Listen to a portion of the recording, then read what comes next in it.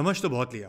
आज बात करेंगे प्रैक्टिकल क्वेश्चन एंड आंसर की before you as an investor should start investing through a mutual fund. लेकिन इस वीडियो को देखने से पहले आपके कॉन्सेप्ट्स जो बेसिक के हैं वो क्लियर होने चाहिए, जो कि हमारी इस वीडियो के अंदर आपको नजर आ रहे होंगे। Have a look at it. So let's start. तो सबसे पहला क्वेश्चन है कि आपको कौन से म्यूचुअल फंड में पैसे लगाने चाहिए, और इस सवाल के जवाब के लिए आपने अपने आप से दो सवाल पूछने हैं। आपके पास कितना टाइम होराइजन है और आप कितना रिस्क ले सकते हैं। So let's talk about the risk first. Risk क्या है? रिस्क है कि आप बर्दाश्त कर सकते हैं कि अगर आपकी वैल्यू ऑफ इन्वेस्टमेंट नीचे गिर जाए। जैसे फॉर एग्जांपल, आपने स्टॉक मार्केट में लाख रुपए लगा दिए और आपने 2-3 साल पहले ये पैसे लगाए थे और अब 75,000 रुपए रह गए। This is what you have lost. अगर आप यही पैसा किसी और फंड में लगा के रखते जो कि लेस रिस्की है और मोर और लेस गारंटीड प्रॉफिट होता है, जिस तरह मनी मार्केट फंड, तो you would have made some money. So first, before selecting a category, you need to ask कि आप कितना रिस्क ले सकते हैं। अगर आप उन लोगों में से हैं जो बर्दाश्त ही नहीं कर सकते कि अगर आपका पैसा जो कोर इन्वेस्टमेंट है वो नीचे आ जाए, then risky asset classes are not for you. चाहे वो एसेट एलोकेशन फंड हो, बैलेंस्ड फंड हो, स्टॉक फंड हो, कमोडिटी फंड हो, you really can not go into these funds. लेकिन अगर आपको लगता है कि नहीं, मैं रिस्क ले सकता हूं और मैं जाने दे सकता हूं कुछ loss for a certain time, then it is for you. By the way, जब हम कहते हैं कि कुछ टाइम के लिए आपको लॉस बर्दाश्त करना पड़ सकता है, वो टाइम 3-4 साल का भी हो सकता है। जैसे स्टॉक मार्केट में जिन लोगों ने 2017-18 में पैसे लगाए, आज तक मुझे नहीं लगता है कि उन लोगों ने पैसे रिकवर किए हों। So the first thought that you have to give is कि क्या आप बर्दाश्त कर सकते हैं आपके पैसे की कोर वैल्यू नीचे आते हुए।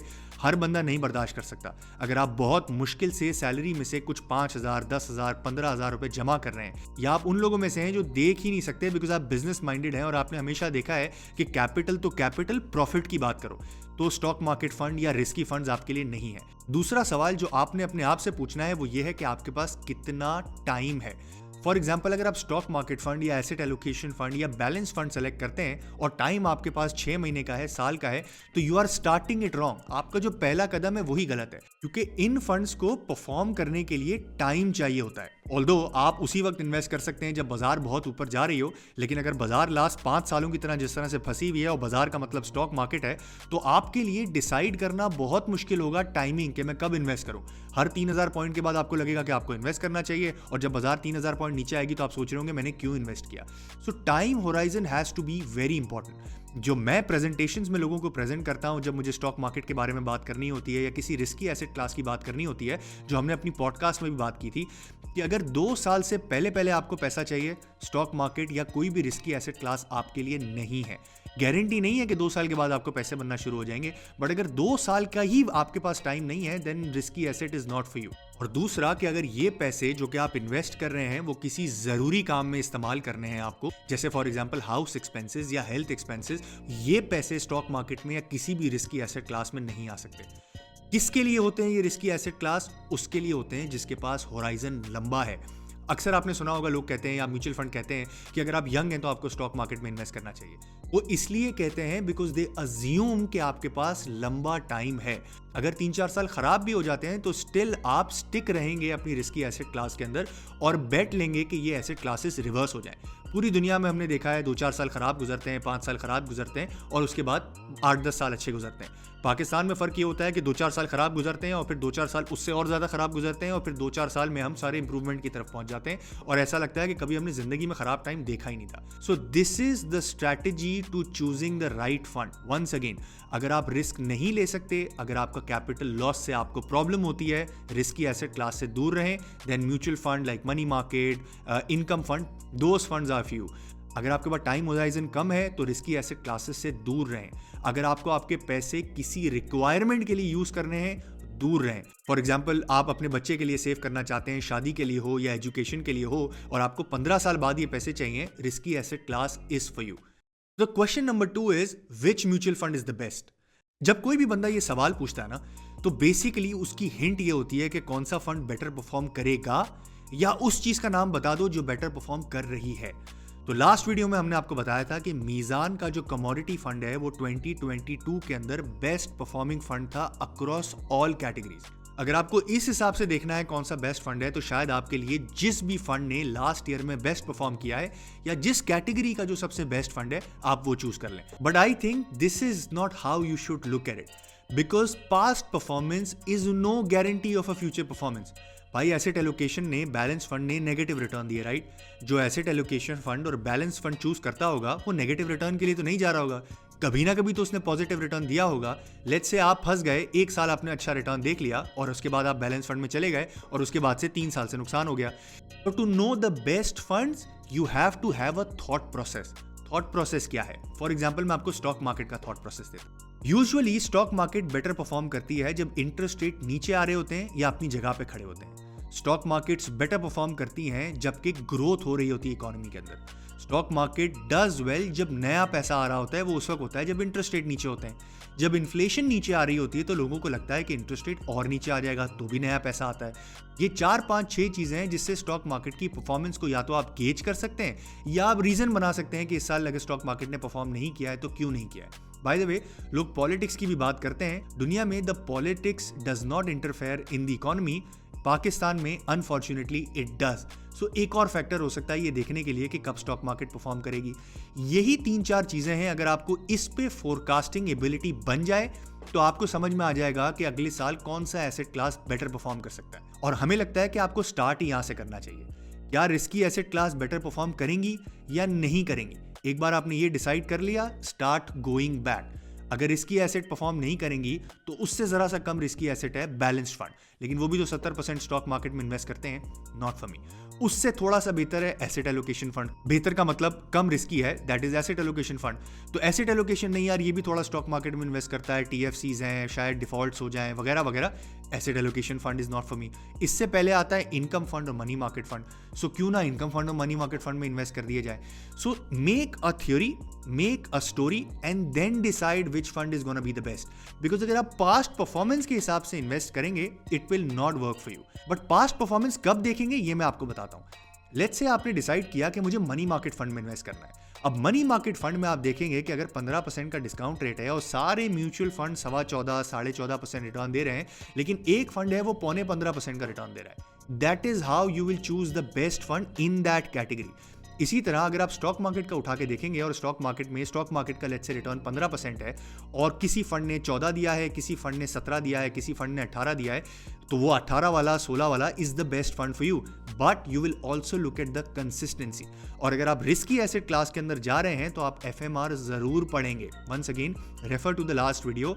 रिस्की एसेट क्लास के अंदर FMR पढ़ना बहुत जरूरी है। तो to answer your question in short, which mutual fund is best for you? Don't look at historic numbers.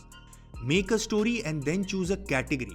उस कैटेगरी को सेलेक्ट करें और फिर डिसाइड करें कि आपने उसमें इन्वेस्ट करना है कि नहीं करना है। एक कैटेगरी को सेलेक्ट करें, पूरी स्टोरी बनाएं, नहीं समझ में आता छोड़ दें। कैटेगरी की एक्सप्लेनेशन वंस अगेन पुरानी वीडियो के अंदर अवेलेबल है। और उसके बाद देन यू सी कि अंडर दैट कैटेगरी कौन सा फंड सबसे कम फीस चार्ज करता है, सेल्स लोड है कि नहीं है और किसकी परफॉर्मेंस कंसिस्टेंट है। Question number 3, what are the risk involve investing with mutual funds? अब मैंने वर्ड यूज किया है इन्वेस्टिंग। जब भी इन्वेस्टिंग का वर्ड आता है ना, वहां पे रिस्क इन्वॉल्व होता है। इसका कहने का मकसद ये भी है कि अगर आपको कहता है कि ये रिस्क फ्री है, unless it is in government bonds, ये वो रिस्क फ्री नहीं है, उसके अंदर कोई ना कोई रिस्क इन्वॉल्व होगा। तो what are the risk? There are 5-6 types of risk. Number 1, market fluctuation risk. ये ज्यादातर रिस्की एसेट क्लास के अंदर आता है। फॉर एग्जांपल, जैसे हमने पहले बात की थी कि आपको स्टॉक मार्केट अच्छी लग रही है, किसी फंड मैनेजर को अच्छी लग रही है और उस फंड मैनेजर ने परचेज कर लिया stock. What if the market goes down? So this is market fluctuation risk. अगर मार्केट फ्लक्चुएट होगी तो आपका फंड, आपकी इन्वेस्टमेंट फ्लक्चुएट होगी। ये इनकम फंड पे भी अप्लाई हो सकता है। फॉर एग्जांपल, आपके फंड मैनेजर ने आजकल के डिस्काउंट रेट को देख के एक फिक्स्ड PIB ले लिया, वो मिला उसको 14% पे, लेकिन यहां से डिस्काउंट रेट 200 बिप्स और बढ़ गए। ये फ्लक्चुएशन रिस्क है, राइट? प्राइस रिस्क है, चीजें चेंज हो सकती हैं, तो आपको वहां पे लॉस आएगा क्योंकि आपने जिस प्राइस पे परचेज किया और डिस्काउंट रेट उससे ऊपर बढ़ गया। यानी कि आपको नया बॉन्ड अब जो लेने जाएंगे वो आपको शायद 16% पे मिल रहा हो, 15% पे मिल रहा हो। So this is also market risk. Market risk is always there जब किसी भी चीज के अंदर वेरिएशन होगी, वॉलेटिलिटी होगी, मार्केट रिस्क होगा। Number 2, liquidity risk. Liquidity risk पूरी कैटेगरी को यूजुअली अप्लाई नहीं करता है। 2008 में अगर आपको याद हो, एक वक्त था म्यूचुअल फंड ने रिडेम्पशंस ही बंद कर दी थी क्योंकि स्टॉक मार्केट बंद हो गई थी। But this was a one time thing. हर बार ऐसा नहीं हुआ। पाकिस्तान की हिस्ट्री में शायद एक ही बार ऐसा हुआ हो कि फंड्स ने रिडेम्पशन से मना कर दिया हो। But liquidity risk with in a fund भी हो सकती है। लास्ट टाइम हमने बात की थी कि उसकी अलाउड लिमिट के अंदर KC ऑल शेयर्स हैं और ड्यू टू सम रीजन वो सारे के सारे इललिक्विड शेयर्स ले लेता है। मार्केट गिरना शुरू होती है और रिडेम्पशंस आती हैं। जब रिडेम्पशंस आएंगी तो वो इलिक्विड स्टॉक्स को फ्लोर बाय फ्लोर बेचेगा, और जब ऐसा होगा तो क्योंकि आप नैव ओनर हैं, आपको नुकसान होगा। तो मार्केट में लिक्विडिटी नहीं थी उन स्टॉक्स के अंदर, उन स्टॉक्स को बेचने के लिए प्राइस को तोड़ना पड़ा, और जो आपको नैव नजर आ रही थी उससे 30, 40, 25, 30% नीचे आपको जाके मिला। सो this is one type of liquidity risk. The third risk is interest rate risk. Interest rate risk की जब हम बात करते हैं तो एक्चुअली हम लोग मनी मार्केट फंड और इनकम फंड की बात कर रहे होते हैं, जो अभी हमने एग्जांपल दी थी कि फॉर एग्जांपल 15% पे फिक्स्ड पीआईबी एक म्यूचुअल फंड ने ले लिया और इंटरेस्ट रेट बढ़ गया, तो आपने unrealize loss for the time being bear करना पड़ेगा। Interest rate risk stock market में भी हो सकता है। इंटरेस्ट रेट बढ़ गए और आपने फॉर एग्जांपल लिया था सीमेंट कंपनीज के अंदर बहुत ज्यादा डेट होता है। अब जैसे ही डेट बढ़ा, इंटरेस्ट रेट रिस्क आ गया उसके अंदर, यानी कि अब आपको ज्यादा फाइनेंस कॉस्ट देनी है। तो interest rate risk is also a risk that should be considered. Concentration risk liquidity risk के साथ साथ ही निकल सकता है। जैसे मैंने आपको लिक्विडिटी रिस्क के अंदर बताया कि सारे इलिक्विड स्टॉक्स के अंदर इन्वेस्ट कर दिया, ऐसा भी हो सकता है कि एक फंड मैनेजर ने सारी की सारी एक ही सेक्टर के स्टॉक्स ले लिए। ऑल्दो एसईसीपी की एक लिमिट होती है कि आप 1% से ऊपर नहीं जा सकते, but what if there is no limit in that specific fund. Fixed income में टीएफसी की कोई लिमिट नहीं है या स्टॉक के अंदर कोई लिमिट नहीं है, ऐसा होता नहीं है, but just giving an example, अगर ऐसा है, यहां पे आपका बनता है कॉन्सेंट्रेशन रिस्क। व्हाट इफ बहुत सारा लॉन्ग टर्म पेपर खरीद लिया, पीआईबी खरीद लिया लिमिट के अंदर होते हुए, और डिस्काउंटेड ऊपर चला गया। Now you are concentrating a lot of money into one bet, और अगर डिस्काउंटेड ऊपर चले गए तो खराब हो जाएंगी चीजें। इसी तरह अगर नीचे आ जाए तो आपको बेनिफिट हो जाएगा।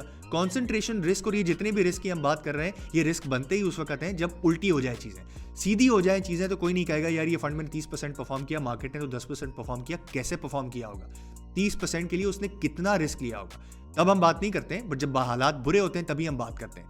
So this risk which is a concentration risk can be a problem when things go wrong. The other risk is timing risk भी हो सकता है, वो भी हमने ऑलरेडी बात कर ली है, but just to explain, what if आपकी टाइमिंग गलत हो गई, what if you are 95% invested और स्टॉक मार्केट बदल जाती है, नीचे गिरना शुरू हो जाती है, then your loss is going to be too big versus a fund जिसने 70% इन्वेस्ट किया हुआ है। So timing risk can also be a risk. So these were a few risk जो कि म्यूचुअल फंड में अगर आप इन्वेस्ट कर रहे हैं या किसी भी एसेट क्लास में आप इन्वेस्ट कर रहे हैं तो आपके दिमाग में होना जरूरी है। Question number 4, how can an investor research और इवैल्यूएट अ म्यूचुअल फंड? इसका सिंपल जवाब है FMR। फंड मैनेजर रिपोर्ट हर मंथ निकलती है। उस फंड मैनेजर रिपोर्ट के अंदर आपको सारी डिटेल्स मिलती हैं। वेबसाइट के ऊपर एक डिटेल्ड आर्टिकल है, how to study a fund manager report, उसका लिंक मैं डाल दूंगा नीचे डिस्क्रिप्शन के अंदर, you can go look at that. But without looking at fund manager report, अगर आपने मेरी ये वीडियो देखी है और आप पुरानी वीडियो भी देख रहे हैं, इन्वेस्ट करना बेवकूफ़ी होगी। एक फंड मैनेजर रिपोर्ट के अंदर वो अपना रिस्क गॉज बताता है कि इस फंड के अंदर कितना रिस्क ले रहे हैं। रिस्क क्या होता है, अभी थोड़ी देर पहले हमने बात की। वो ये बताता है कि उसका इन्वेस्टमेंट ऑब्जेक्टिव क्या है। फॉर एग्जाम्पल, क्या वो गवर्नमेंट शॉर्ट टर्म पेपर्स में इन्वेस्ट करेगा या गवर्नमेंट लॉन्ग टर्म बॉन्ड्स में इन्वेस्ट करेगा, क्या वो एसेट हिलाता रहेगा या वो एक ही एसेट क्लास को चूज करेगा, वो कितना परसेंट एक एसेट क्लास लेगा, वो कितना परसेंट एक सेक्टर खरीद सकता है या एक स्टॉक खरीद सकता है। और फंड मैनेजर रिपोर्ट के अंदर आपको एक्चुअल एलोकेशन भी मिल जाती है, सेक्टर की एलोकेशन प्लस स्टॉक की एलोकेशन। लेट्स से आपने हमारी एक वीडियो देखी जिसमें हमने बात की थी कि ओजीडीसी और पीपीएल में शायद लंबे डिविडेंड्स आ जाएं। अब आप जाके देखते हैं कि यार किस फंड ने ओजीडीसी, पीपीएल या किस फंड ने ईएनपी में सबसे बड़ा एक्सपोजर लिया हुआ है। आपको ये पता कैसे चलेगा? ये आपको पता चलेगा फंड मैनेजर रिपोर्ट से। इसी तरह कौन से स्टॉक्स ईएनपी के अंदर लिए हुए हैं, ओजीडीसी कितना परसेंट है, पीपीएल कितना परसेंट है, वो भी आपको फंड मैनेजर रिपोर्ट के अंदर मिल जाएगा। और ऐसा भी हो सकता है कि लेट्स से आपको लगता है इकोनॉमिक्स तो अच्छी नहीं है, हालात तो बुरे हैं, तो सीमेंट सेक्टर या स्टील सेक्टर तो परफॉर्म नहीं करेंगे, रुपया इतना ज्यादा डिप्रिशिएट हो गया है कि फार्मास्यूटिकल स्टॉक परफॉर्म नहीं करेंगे। फिर से आप रेफर करेंगे एफएमआर को, वहां पे देखेंगे इन सेक्टर्स में किसने ज्यादा एलोकेशन ली हुई है। अगर आपको लगता है कि ये गलत एलोकेशन है, आप अपना फंड चेंज कर लेंगे। सो वंस अगेन, रिसर्च और इवैल्यूएशन करने के लिए FMR is the only and the best source that you have. Her mutual fund her month के हिसाब से एक एफएमआर डॉक्यूमेंट रिलीज करता है, उसमें हर फंड के बारे में सारी डिटेल्स होती हैं। This is the only way to know for an investor कि एक फंड कैसा परफॉर्म कर सकता है आगे। Question number 5, money market fund किसके लिए है? मनी मार्केट फंड इन 4 चीजों के लिए है जो अभी हम बात करेंगे। नंबर 1, आप चाहते हैं कि आपका 1 रुपए का भी नुकसान ना हो आपके कैपिटल में से। बहुत मुश्किल से पैसे कमाए हैं, आप बिजनेस ओनर हैं, आपको 1 रुपए का भी नुकसान ना हो आपके कैपिटल में से। लॉस आपको समझ ही नहीं आता है, then these funds are for you. Returns कुछ कम होंगे, फॉर एग्जांपल अगर स्टॉक मार्केट परफॉर्म कर रही है तो बेहतर रिटर्न होगा स्टॉक मार्केट का versus money market fund, but you are okay with it. आप कहते हैं मुझे कम रिटर्न चाहिए बट मुझे ऐसा रिटर्न चाहिए जिसकी प्रिडिक्टेबिलिटी हो, then money market fund is for you. अगर आपको अर्जेंट नीड हो सकती है within 1 year, within 2 year for the funds, money market funds are for you. Because जब आप बेचेंगे तो आपको कोई नुकसान रियलाइज नहीं करना पड़ेगा। जिस दिन तक आपका फंड पड़ा है उस फंड के अंदर आपको पैसे मिलते रहेंगे, प्रॉफिट मिलता रहेगा इन इस्लामिक मनी मार्केट फंड्स और आपको इंटरेस्ट मिलता रहेगा इन कन्वेंशनल फंड्स। एंड लास्टली, जिसके बारे में मैंने पहले भी बात की थी, by virtue of deduction theory. आपको लगता है स्टॉक मार्केट परफॉर्म नहीं करेगी, अभी हालात ठीक नहीं है, बेटर कि मैं उस वक्त रिस्क लूं जब हालात बेहतर होना शुरू हुए, इंस्टेड कि मैं आज रिस्क लूं कि हालात और कितने खराब हो सकते हैं, then this can be a very good hiding point. आप इक्विटी इन्वेस्टर हैं, पूरी जिंदगी इक्विटी में पैसे लगा के रखते हैं, आप टाइम करना चाहते हैं, this can be a good thing for you. आप उन्हीं के स्टॉक मार्केट फंड से निकल के मनी मार्केट फंड में चले जाएं। 3 महीने, 4 महीने, 6 महीने, 1 हफ्ता, 2 हफ्ता, what ever time you think कि स्टॉक मार्केट परफॉर्म नहीं करेगी, बहुत ज्यादा बढ़ गई है स्टॉक मार्केट और मुझे अपने रिस्क को थोड़ा सा डिवर्सिफाई करना है या मुझे अपने प्रॉफिट को लॉक करना है, तो भी मनी मार्केट फंड आप चूज करेंगे। Question number 6, fixed income funds या इनकम फंड्स किसके लिए हैं? Of course it includes Islamic income funds also. अगर आपको लगता है कि आप थोड़ा सा ज्यादा रिस्क लेना चाहते हैं ताकि थोड़ा सा रिटर्न बेहतर हो जाए आपका, तो इनकम फंड आपके लिए है। अगर आपका टाइम होराइजन मनी मार्केट के हिसाब से थोड़ा सा ज्यादा है तो भी इनकम फंड या उसकी जितनी भी कैटेगरीज होती हैं लाइक अग्रेसिव इनकम फंड वगैरह वगैरह, आप उसमें तब इन्वेस्ट कर सकते हैं। Point number 3 which is very important, और उसमें आपको गेन्स बन सकते हैं इनकम फंड में। वो कैसे? अगर आपको लगता है कि डिस्काउंट रेट नीचे आने वाले हैं और किसी इनकम फंड के पास गवर्नमेंट के फिक्स्ड बॉन्ड्स पड़े हैं, आपको ना सिर्फ बेहतर रिटर्न बनेगा बल्कि आपको कैपिटल गेन्स भी मिल सकते हैं। यूजुअली इनकम फंड के अंदर जो इन्फ्लक्स ऑफ मनी आता है, जो मनी मार्केट से घूम के आ रहा होता है, वो उस वक्त आता है जब लोगों को लगता है कि इन्फ्लेशन नीचे आना शुरू हो गई है, डिस्काउंट रेट नीचे आना शुरू हो जाएंगे, इसलिए लॉन्ग टर्म पेपर के रेट्स भी नीचे आएंगे। अगर लॉन्ग टर्म पेपर के रेट्स नीचे आते हैं तो अगर आपके पास पुराना पेपर पड़ा है, फिक्स्ड वाला पेपर पड़ा है, तो आपको पैसे बनेंगे कैपिटल गेन्स में भी। इसमें देखने की जरूरत क्या होती है? वंस अगेन एफएमआर देखेंगे आप कि कितने फ्लोटर पीआईबीज पड़े हैं और कितने फिक्स्ड पीआईबीज पड़े हैं। थोड़ा सा कॉम्प्लिकेटेड सब्जेक्ट हो सकता है but let me go ahead, शायद आपको समझ में आ जाए। अगर फिक्स्ड पीआईबी ज्यादा पड़े हैं, डिस्काउंट रेट नीचे आ रहा है, इट मींस गेन्स। अगर फिक्स्ड पीआईबी ज्यादा पड़े हैं, डिस्काउंट रेट ऊपर जा रहा है, तो नुकसान हो सकता है, कैपिटल लॉस फॉर यू। अगर मुझे अपने लिए चूज करना हो, and this is not an investment advice, तो पहले मैं वेट करूंगा डिस्काउंट रेट को टॉप करने का, इन्फ्लेशन को नीचे आने देने का। उसके बाद मैं वो फंड ढूंढूंगा जिसका सबसे ज्यादा परसेंटेज फिक्स्ड पीआईबीज में पड़ा है, बिकॉज वहां मुझे गेन बन सकता है। एसेट एलोकेशन फंड उसके लिए है जिसका होराइजन इनकम फंड से थोड़ा ज्यादा है, क्योंकि हमने पहली वीडियो में डिस्कस किया था, ये एसेट एलोकेट करते हैं डिफरेंट एसेट क्लासेस के अंदर। मतलब ये फंड अपने ही स्टॉक मार्केट फंड को खरीद लेगा, अपने ही मनी मार्केट फंड को खरीद लेगा, अपने ही इनकम फंड को खरीद लेगा। So basically different asset classes के ऊपर बेट हो रही है, तो ये थोड़ा सा ज्यादा रिस्की होगा आपके लिए। और रिस्क को खत्म करने का बेस्ट तरीका क्या होता है? Time horizon, because asset allocation आपके हाथ में नहीं है, फंड मैनेजर डिसाइड करेगा आपकी एसेट एलोकेशन। तो अगर आपके पास टाइम होराइजन थोड़ा सा बड़ा है और आप रिस्क लेना चाहते हैं कि शायद मेरा इनकम फंड से बेहतर रिटर्न हो जाए, तो आपके लिए है एसेट एलोकेशन फंड। याद रहे, ये गारंटी नहीं है कि मनी मार्केट ने अगर 18% का, 17% का, 16% का रिटर्न दिया है तो this is a guaranteed fund कि 18, 19, 20% से ऊपर ही रिटर्न मिलेगा। ऐसा नहीं है, आप रिस्क ले रहे हैं, आपका रिटर्न -20% भी हो सकता है। So be very of that. And number 2, आपके पास खुद के पास एक्सपीरियंस नहीं है, आपको इतनी नॉलेज नहीं है, आपको इतना एक्सपीरियंस नहीं है कि कब मुझे अपने एसेट एलोकेशन को चेंज करना है, then you will invest in asset allocation fund. What you're essentially doing is betting on the mutual fund manager कि वो बेस्ट एसेट एलोकेशन करेगा according to the right time। अब सवाल आता है बैलेंस फंड किसके लिए है? तो भाई बैलेंस्ड फंड एसेट एलोकेशन की तरह ही काम करता है, बट उसकी इक्विटी लिमिट 30% होती है, यानी 30% वो स्टॉक के अंदर रहेगा ही रहेगा। इसीलिए मैंने आपको लास्ट वीडियो में बताया था कि बैलेंस फंड के रिटर्न्स नेगेटिव थे इन 2022, एसेट एलोकेशन फंड की रिटर्न्स बहुत वॉलेटाइल थे। सो किसके लिए है ये बैलेंस फंड? जो थोड़ा सा और रिस्क लेना चाहता है, यानी अपने आप को लॉक कर रहा है स्टॉक मार्केट के अंदर 30% के लिए, यानी हमेशा 100 रुपए डालें, लाख रुपए डालें, करोड़ रुपए डालें, अरब रुपए डालें, 30% विल बी इन स्टॉक्स। सो आप रिस्क ले रहे हैं स्टॉक मार्केट के ऊपर। आप ये कह रहे हैं कि मैं थोड़ा सा और रिस्क लेके स्टॉक मार्केट को बेहतर परफॉर्म करने की कोशिश करूंगा। ये उसके लिए है जिसका टाइम होराइजन ज्यादा है, बिकॉज जहां जहां रिस्की एसेट इन्वॉल्व होते हैं आपको टाइम देना पड़ता है, क्योंकि अगर आपका टाइम होराइजन कम होगा, आपको अर्जेंटली पैसे की जरूरत पड़ जाती है, या आपको पता है कि 1 साल के बाद आपको पैसे की जरूरत पड़नी है, उस वक्त stock markets are not performing well या other risky assets are not performing well, तो आप नुकसान में बेचेंगे। और नुकसान में बेचेंगे का इसका मतलब आपको पता ही नहीं होगा कि आपको कितने पैसे वापस मिलेंगे। करोड़ रुपए लगाए, आपको नहीं पता है कि आपको करोड़ रुपए वापस मिलेंगे, 1 करोड़ 10 लाख रुपए वापस मिलेंगे या 75 लाख रुपए वापस मिलेंगे। You have no idea about it, so you are taking a little more risk, so be very of that. किसको इन्वेस्ट करना चाहिए बैलेंस फंड के अंदर? जिसके पास ज्यादा टाइम हो और वो कोशिश कर रहा हो इनकम, मनी मार्केट और एसेट एलोकेशन से बेहतर रिटर्न बनाने की। वंस अगेन आपकी बेट यह है कि जिस फंड मैनेजर को आप पैसे दे रहे हैं, ही will decide the best for you. Of course इसीलिए आपने फंड मैनेजर को चूज किया और इसीलिए आप मैनेजमेंट फीस दे रहे हैं, जो कि प्रोबेबली एसेट एलोकेशन से थोड़ी सी ज्यादा ही होगी, but you are betting on it that he will decide the best for you. अब बात आती है who should invest in stock market fund या इक्विटी फंड। आपको चाहिए बड़ा रिटर्न। आप चाहते हैं कि मैं रिस्क ज्यादा से ज्यादा लूंगा बट मुझे रिटर्न बड़े से बड़ा चाहिए। आप चाहते हैं कि आपको ज्यादा रिटर्न मिले और आपके पास टाइम होराइजन भी है, और आपके पास अपना खुद का पोर्टफोलियो बनाने के लिए ना एक्सपर्टीज है ना टाइम है, then these stock market funds and equity funds are for you. मैंने एग्जाम्पल दी थी 2017 में अगर किसी ने इन्वेस्ट किया होगा तो आज वो लॉस में होगा। उसने 2016 को देख के इन्वेस्ट किया होगा, बट 2018, 19, 20 के अंदर रिटर्न्स नेगेटिव ही आए हैं। So once again you have to have time with you before coming into it.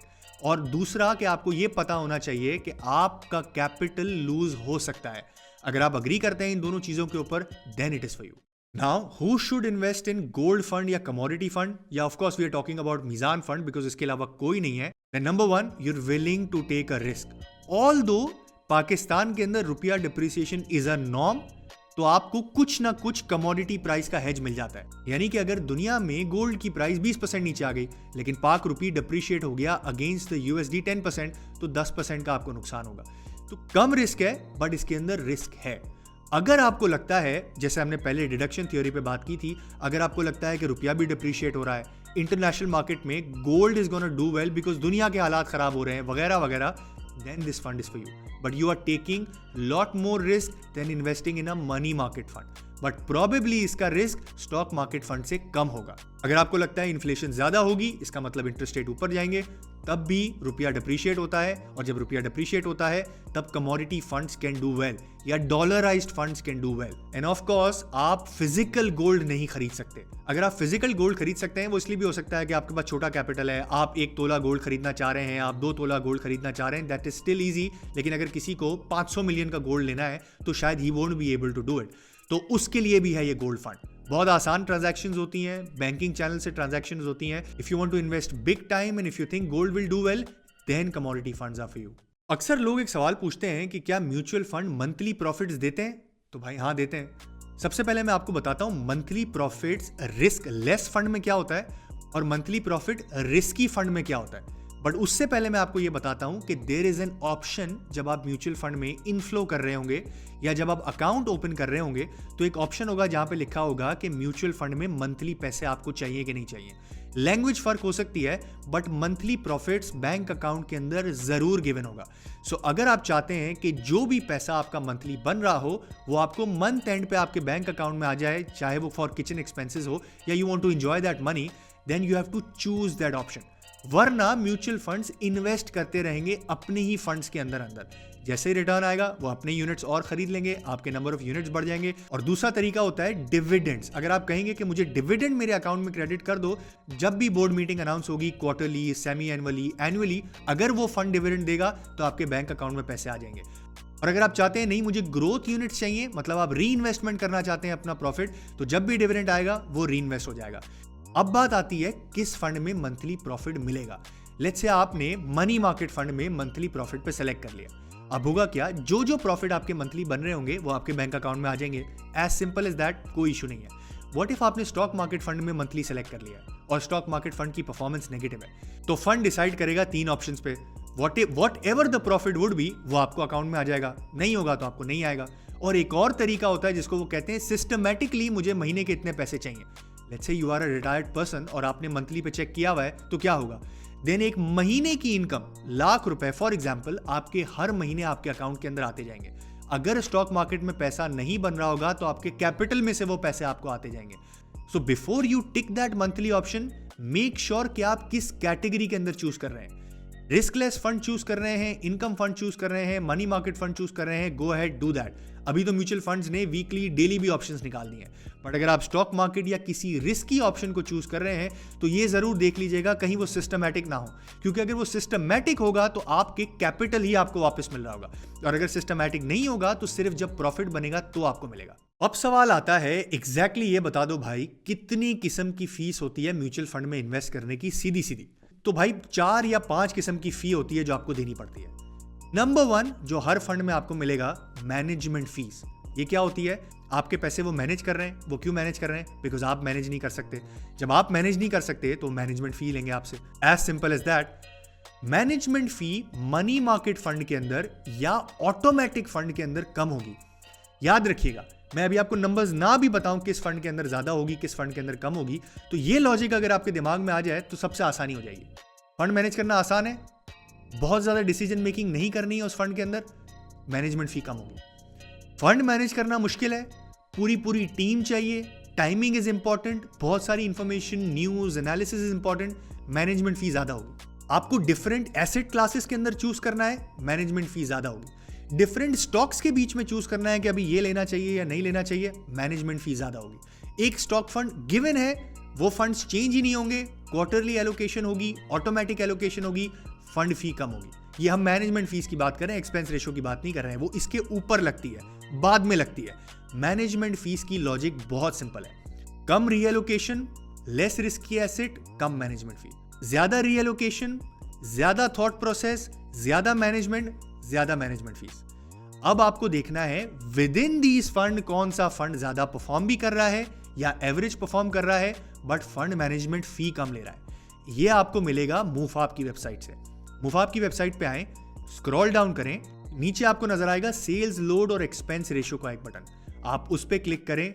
Her fund की परसेंटेज के हिसाब से अगर सेल्स लोड है कि नहीं है, जिस पे अभी हम बात करेंगे, एक्सपेंस रेशियो कितना है उस पर अभी हम बात करेंगे, बट वहां पे मैनेजमेंट फी भी लिखी हुई होगी। तो करना क्या है, आपने देखना है, लेट्स से आप मनी मार्केट फंड सेलेक्ट करते हैं, आपने देखा कि भाई ये 10 फंड है, आपस में 30 दिन की परफॉर्मेंस आसपास ही रहती है, सब फंड एक जैसे ही परफॉर्म कर रहे हैं। अब आप देखेंगे किसकी मैनेजमेंट फी सबसे कम है। अभी उस एक्सेल को बंद नहीं कीजिएगा, बिकॉज अभी हम आ रहे हैं एक्सपेंस रेशो के ऊपर। सो वो फंड आप सेलेक्ट करेंगे जिसकी सबसे कम मैनेजमेंट फी हो। मैनेजमेंट फी कम देंगे, ज्यादा रिटर्न बनेगा। नंबर 2 होता है एक्सपेंस रेशो। यहां पे भी लॉजिक सेम है। अभी हमने बात की थी कि भाई किसी को ज्यादा मैनेज करना है, डिसीजन मेकिंग करनी है, तो वो ज्यादा मैनेजमेंट फी चार्ज करेगा। तो भाई डिसीजन मेकिंग की एक कॉस्ट भी होगी ना। अगर आपने लाख शेयर ओजीडीसी के बाजार में जाके बेचने हैं और कल वापस लेने हैं और परसों वापस बेचने हैं और कल वापस लेने हैं, आप डेल्टा क्रिएट करने की कोशिश कर रहे हैं, तो कमीशन तो लगेगा। वो कमीशन, ऐसी सारी चीजें आती हैं एक्सपेंस रेशियोज के अंदर।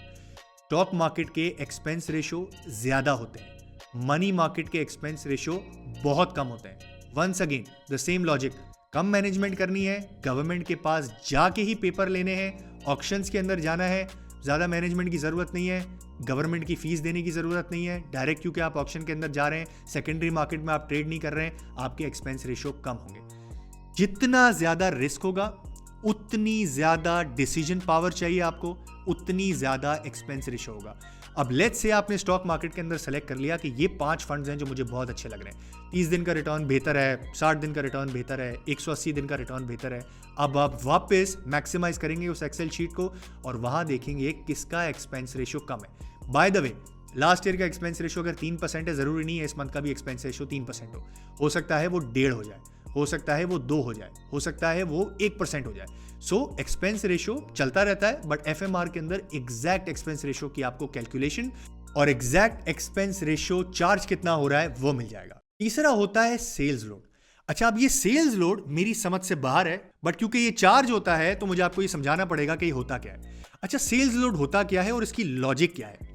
लेट्स से मेरे पास एक ऐसा फंड है जो कि कोई रेप्लिकेट नहीं कर सकता। मैंने इनकम फंड की अभी थोड़ी देर पहले मैंने एग्जांपल दी थी। लेट्स से पीआईबीज मैंने ऐसे ले लिए हैं और डिस्काउंट रेट नीचे आना शुरू हो गया है कि मेरा रिटर्न एब्सोल्युटली एनॉर्मस बनने वाला है और बाकी किसी के पास ये पीआईबी नहीं है, उसने 100% हाईएस्ट रेट के ऊपर पीआईबी ले लिया है। ओके, अब अगर आपसे वो सेल्स लोड मांगेगा ना, दैट मेक सेंस, बिकॉज ये फंड, ये परफॉर्मेंस आप कहीं और रेप्लिकेट नहीं कर सकते। लेकिन अगर सारे फंड्स आपसे सेल्स लोड मांगना शुरू हो जाएं तो लॉजिक आउट हो जाती है, क्योंकि अगर आपको OGDC परचेस करना है और एक ही फंड के अंदर जो एलोकेशन, मार्केट की एलोकेशन है 30 इंडेक्स की, 100 इंडेक्स की, अगर आप उसको फॉलो करेंगे और आपको उसी को फॉलो करना है, तो सारे के सारे यही काम कर रहे हैं। या तो आपकी परफॉर्मेंस इतनी अच्छी हो लास्ट 3 सालों के अंदर और आपके फंड को कोई कॉपी ना कर रहा हो, तो आप मांगे सेल्स लोड, समझ में आता है। इसीलिए सेल्स लोड का कॉन्सेप्ट मेरे हिसाब से it doesn't make sense.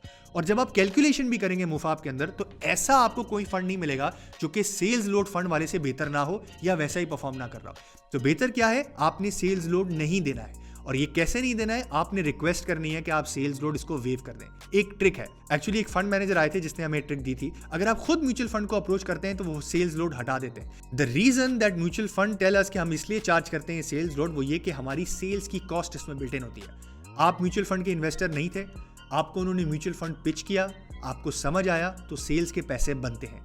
That is actually the sales load for.